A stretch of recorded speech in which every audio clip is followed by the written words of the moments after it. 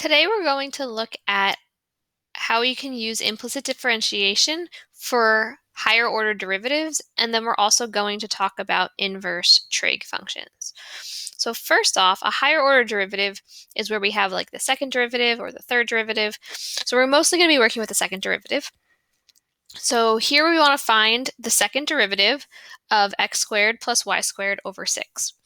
So the first thing we have to do is find the first derivative. So we're going to take the derivative, d over dx, of x squared plus y squared equals 6. And we're going to take the derivative with respect to x. So we end up getting 2x plus 2y dy over dx equals 0. So we want to get dy over dx by itself. So we have 2y dy over dx equals, we're going to bring this 2x to the other side, so minus 2x, and then we can divide by 2y, so we get that dy over dx is equal to negative x over y. So that is the first derivative. So to do the second derivative, we're going to take the derivative of the derivative. So I'm just going to put a little line down here.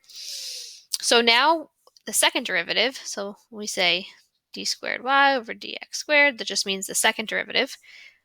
When we look at what dy over dx is, it's a quotient, so we have to use the quotient rule.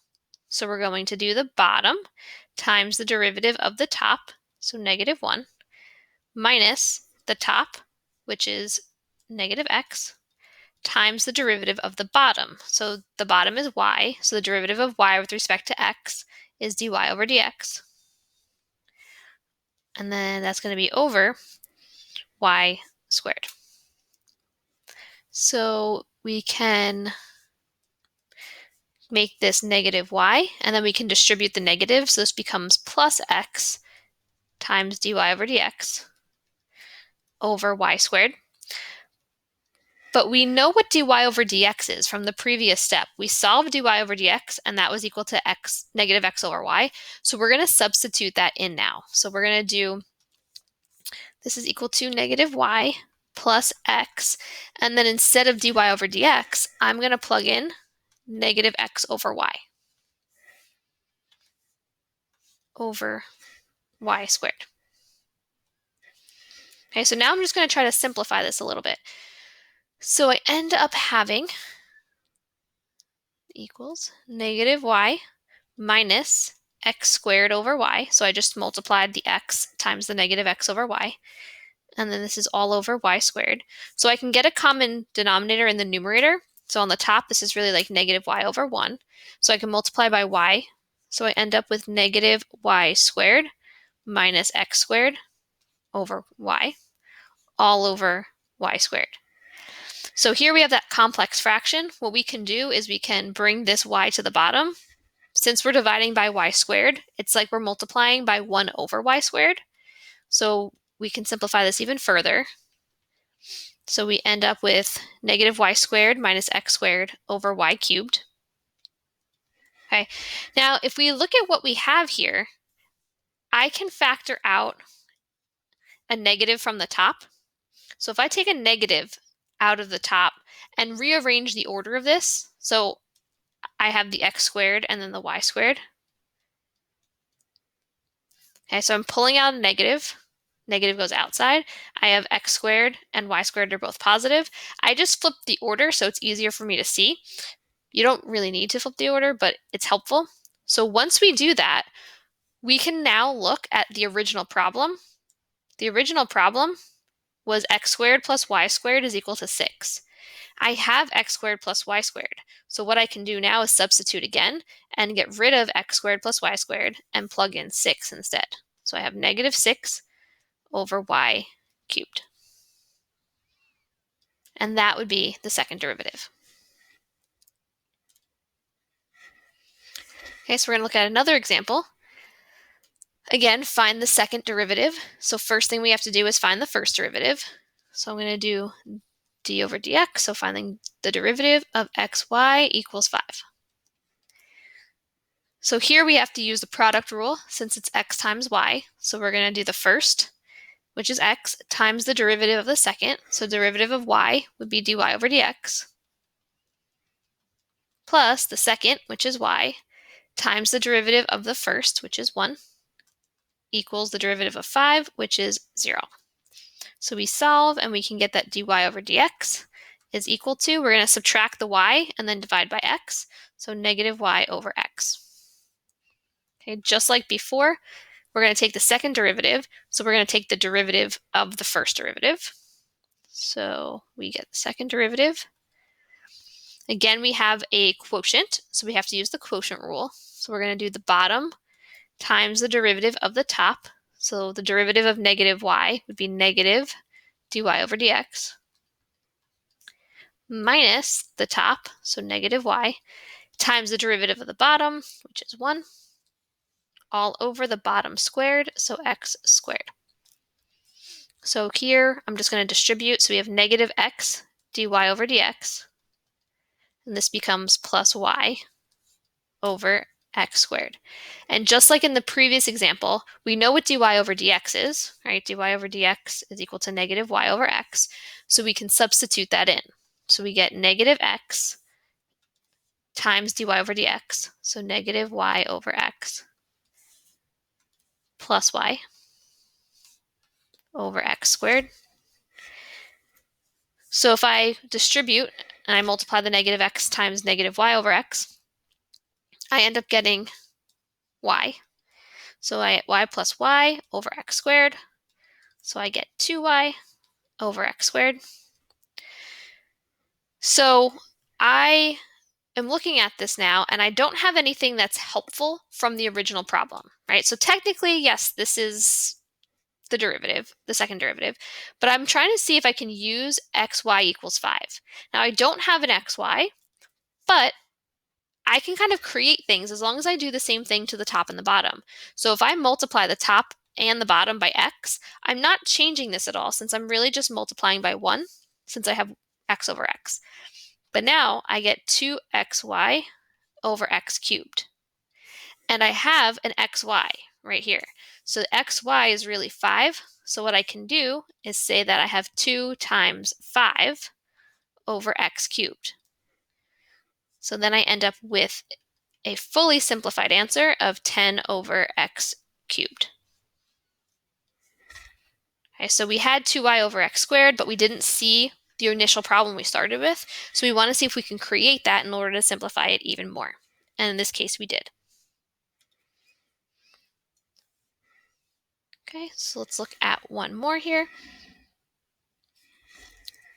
So again, find the second derivative. So we're going to take the first derivative, d over dx, of x squared plus xy plus y squared equals 3. So we get 2x plus product rule here. So first, so x times the derivative of the second, dy over dx, plus the second, which is y, times the derivative of the first, which would just be 1, plus this would be 2y dy over dx, and then equals 0. So we're trying to get dy over dx by itself. So I'm going to keep the dy over dx's on the same side and factor out the dy over dx. So I have x plus 2y. I'm going to move the 2x and the y to the other side. So negative 2x minus y. And then divide. So I get dy over dx is equal to negative 2x minus y over x plus 2y. Okay, so that's the first derivative. We need to find the second derivative. So I'm just going to start a new page because I need a little bit more space. So dy over dx is equal to negative 2x minus y over x plus 2y. So to find the second derivative, we're going to take the derivative of the derivative. So we're going to use the quotient rule since we have a quotient here. So we've got the bottom, so x plus 2y, times the derivative of the top. So the derivative of the top, we get negative 2 from the negative 2x, and then minus dy over dx. And then minus the top, so negative 2x minus y, times the derivative of the bottom, which would be 1 plus 2 dy over dx. all over the bottom squared, so x plus 2y squared. So what I'm really going to do here is I'm going to actually distribute and FOIL the top. So as annoying as this might be, bear with me on this. So this is going to be negative 2x, and then we have negative x dy over dx, and then we have negative 4y, and then we have negative 2y dy over dx, and then minus, so I'm going to keep this in parentheses because I have to just distribute this negative in a minute, but I'm going to just FOIL the sides here. So I'm going to do, here we get negative 2x, here we get negative 4x dy over dx, and then we get negative y, and then we get negative 2y dy over dx, and then this is going to be all over that bottom squared, so x plus 2y squared. Now, I can, for space purposes, I'm not going to rewrite it, but this negative here is going to change all of these signs. So just, I don't have the space to really write it all out, but I'm going to start to combine like terms and cancel things out. So I have a negative 2x, and I have minus a negative 2x. So that becomes a plus 2x. So these 2x's, or these negative 2x's, are going to be gone. Same thing goes for this negative 2y dy over dx. I have negative 2y dy over dx, and I'm subtracting a negative 2y dy over dx. So these are going to cancel out. So we're just kind of cleaning this up a little bit. So now I'm going to have, over here I have a negative x dy over dx minus a negative 4x dy over dx. So I have negative x plus 4x. So that's going to become 3x dy over dx. So that's just combining those like terms. And then we have a negative 4y minus y, or minus a negative y. So that becomes negative 4 plus 1. So that becomes negative 3y over x plus 2y squared. So now looking at this is a lot simpler now that we're seeing this. We canceled a bunch of things out and combined like terms. So we're here. Just like in the other examples, we're going to plug in what dy over dx is. So I'm going to get that this is the same thing as 3x. Now instead of dy over dx, I'm going to plug in my dy over dx function. So I'm going to do negative 2x minus y over x plus 2y here. And then minus 3y all over x plus 2y squared. Okay, so again, bear with me here. So I'm going to distribute my 3x. And I'm also going to just make this have a common denominator, this negative 3y. So right now it's really over 1. So I'm going to multiply the top and bottom by x plus 2y. So that way I can just combine this whole numerator into one fraction. So if I distribute the 3x, I'm going to get negative 6x squared. And then I have minus 3xy from that. Now moving on to the second, so I have negative 3y times x, so that's going to be a negative 3xy. And then this negative 3y times positive 2y, so that's going to give me negative 6y squared over x plus 2y cubed. And now I made this cubed because I had x plus 2y in the denominator of the top, and then I have 2 more of them in the bottom. So when I have a complex fraction and I'm multiplying, or I'm dividing, I'm really multiplying by the reciprocal. So I can combine them together and get x plus 2y to the third in the bottom. So now, I'm just going to look at this a little bit here. So we have negative 6x squared.